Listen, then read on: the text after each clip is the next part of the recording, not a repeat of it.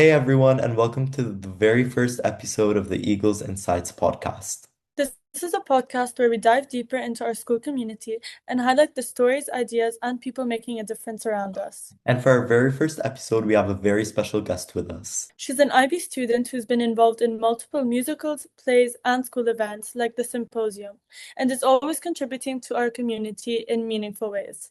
She's also the founder of The Bright Side, a student-led initiative focused on bringing comfort, positivity, and human connection to individuals going through chemotherapy. Through creative workshops, thoughtful gift kits, and meaningful visits, her project is all about making difficult moments feel a little lighter. We're so excited to have her here today. Welcome, Alice. Hey guys, thank you so much for having me today. It's a pleasure. Gonna get into the questions. Can you introduce yourself and tell us a little about the Bright Side and what inspired you to start it? Yes, of course. So my name is Alice Suarez de Lima. I'm 18 and I created this project called The Bright Side um, due to my passion related to medicine, but also because of different personal events that got me really close to medicine itself and also to oncology. And I've always had this passion of taking care of others and being around other people, and inspired me to just spread some smiles around. And it was really the passion to follow medicine in the future that got me to create this initiative and follow it through. When you go to the visits, can you walk us through what you do and what's the most meaningful moment you've experienced so far? Yeah, of course. So, we get to the hospital. We are usually a group of 8 students maximum, and we go every month. We usually go maybe 3 to 4 times a month, and we take small gifts that we make a week prior. And each month we have a different kid. So we had a festive one themed for December, and for January we had New Year. So we had um, some bracelets, and we had cards that were made from other people. We had an event where people made these cards and we gave to the patients.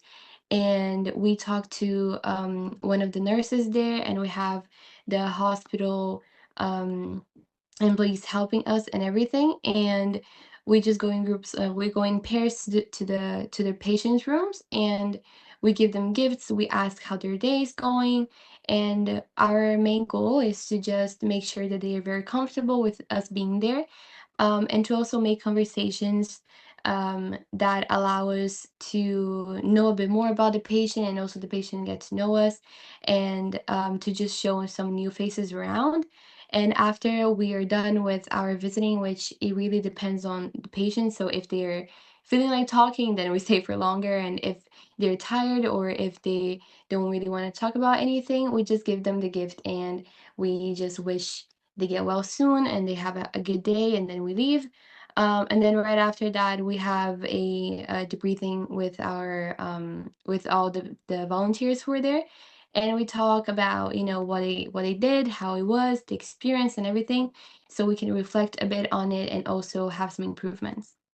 That's amazing. So from what I'm understanding about what you're saying, you decide what to put inside the gifts through the time of year. So like New Year's, how does how does that work? Each month we have a timeline where we have a document with some of the gifts that we prepared for, and we exactly what you said, we go through based on the time of the year.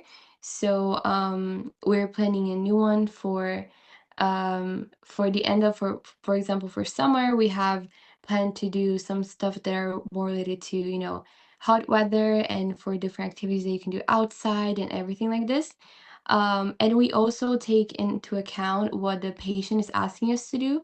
So we ask them, like, what would you prefer? Like, do you have anything that you're interested in that we can help you? That was an example of the bracelets that we did. We did some friendship bracelets, and they were all based on what the patient asked us to do. So it's really our main goal is to just make sure that the patients are getting what they're interested, or if they have a hobby and something that they can get distracted with. But yeah, they're really based on the different times of the year and what they tell us that they would like to do. Okay, so when you bring the gifts to the patients, what's their reaction usually like? And how has this whole experience impacted you as a person? When we give them the gifts and we go to their rooms and talk to them, the I mean, majority of them usually have the same reaction of smiling and being really happy and grateful that we're there. And I think that that was always my goal and always my like the devotion why I was doing it for. And I think that it's so it's really grateful to see someone smiling for something that you're doing. And I think a lot of people can relate to that. I think every time we are doing something for someone and we see they're happy and they're enjoying that, then you feel also happy because you did something good. And I think that everyone who's in the project also has this goal of being able to say, wow, like today I made someone smile, even though they're going through a really hard time. And it's also really special because me as a person, me as like individual, I can't I'd never been through a situation where I had to go to the hospital every day or I had someone from my family sick. And I think that we gain a lot of empathy from it to be able to go to their rooms and make them smile and get a little bit of a reality shock and understand that that's also something that someone is going through, and we gain a lot of empathy, and also we're really grateful for our own lives and for the health that we have, and also for them to be receiving treatment and um, to just being able to create new memories and new moments with someone you might never see again.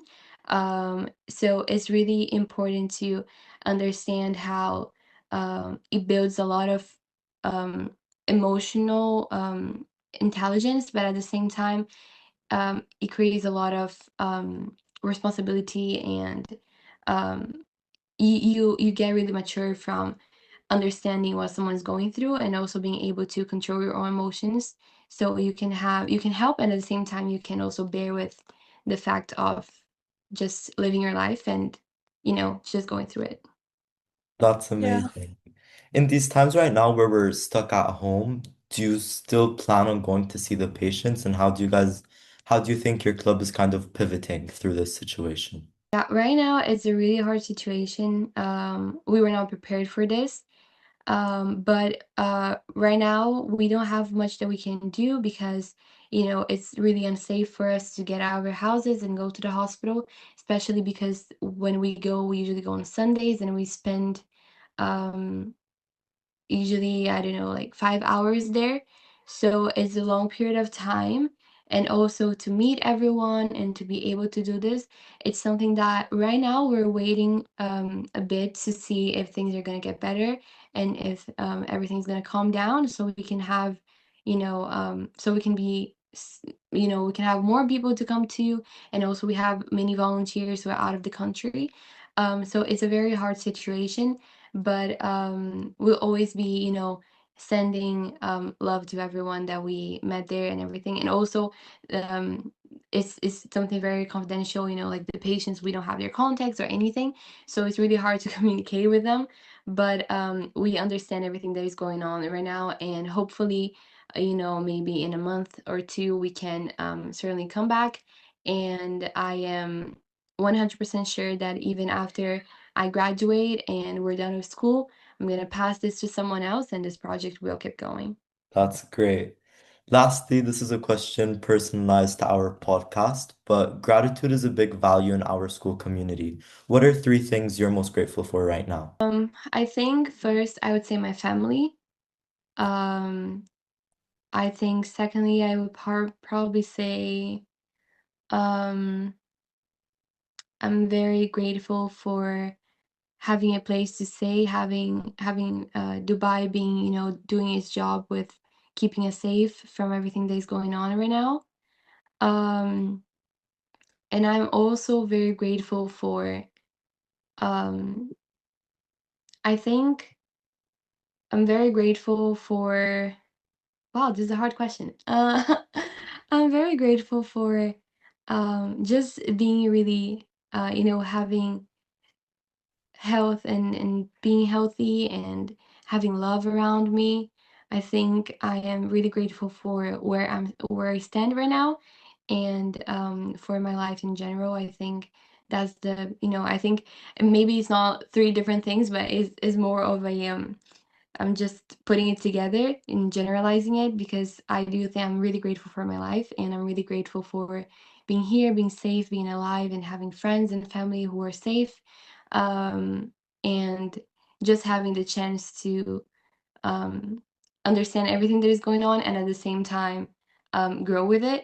So it's really nice to create this emotional um, baseline and to grow from it. So yeah, I think that's what I'm most grateful for. Thank you so much, Alice, for joining us today and sharing your story about the bright side. And thank you to everyone Thank listening you. to our very first episode of the Eagles Insights podcast. On this podcast, we soar above the surface to bring you deeper insights and take a closer look on stories around us.